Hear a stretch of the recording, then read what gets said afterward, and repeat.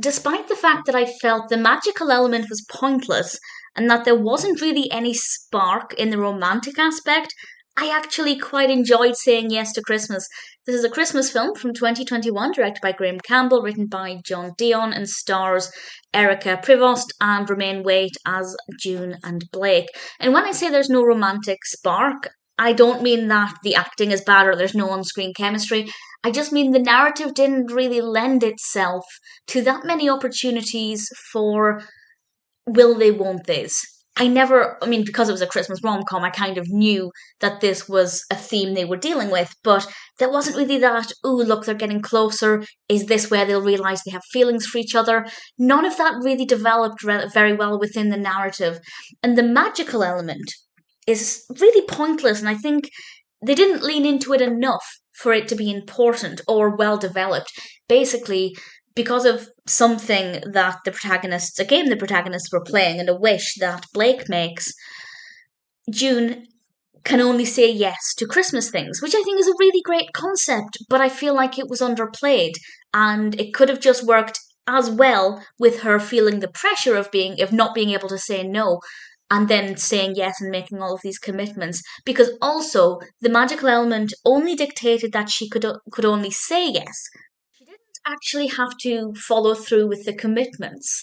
So I feel like it was just a little bit irrelevant. So it would have worked just as well with her just feeling the pressure of the holidays and this need to say yes to Christmas, because what actually happens to her is as she begins to do these activities, she begins to actually enjoy the Christmas spirit. So it would have worked without the magical element, and I think it would have felt less gimmicky and more well developed. The main narrative actually focuses on June going back home for the holidays for the first time in years. She works as an associate editor at a publishing company, and her boss never lets her go home for the holidays. This year, finally, her boss has let her, but there's a catch. There's a children's author who's actually staying at the moment near where June grew up. Coincidentally, it just so happens to be the author who inspired June to get into publishing. Once you get over that coincidence, June has been sent there by her boss to try and convince this children's author to sign with her. And being a writer, that is something I found to be quite interesting. It's not the best example of authors and Christmas. There are other Christmas rom-coms where that's the main narrative and it works much better, but it was absolutely fun. And I feel like June's development as a character within the context of both her career and her attitudes to Christmas, I think worked very well. The romantic aspect didn't. It's not so much that I didn't like it, it's just that it was very unbelievable because we didn't have enough scenarios to build things up, to increase this will they, won't they situation. So for me, while it's a Christmas rom-com, these are how they work. It kind of just didn't develop that properly. And as I said, the magical element was just pointless. It was a gimmick and it didn't need to be there because they didn't utilize it enough. And as I said, she could only say yes to it, or well, she had to say yes to Christmas. She didn't have to actually follow through with those commitments.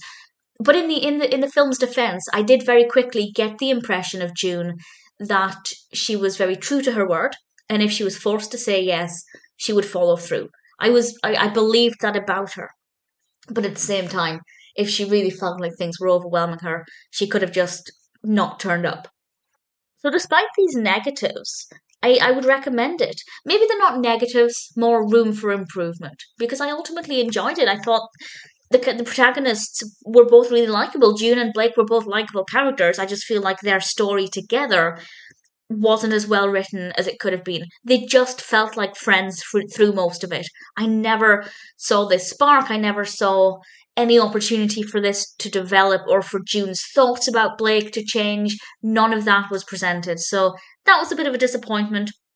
But generally, I found it to be a pleasant film, very festive, a lot of different festivities happening, which I quite like. It's not perfect, but it's an easy watch. I found it generally to be quite enjoyable. If you want a relaxing, fairly festive Christmas film, saying yes to Christmas is a pretty good one to go with. And if it inspires anybody else to say yes to Christmas and to, throw themselves into more Christmas activities during the next holiday period, then that's a pretty good thing too.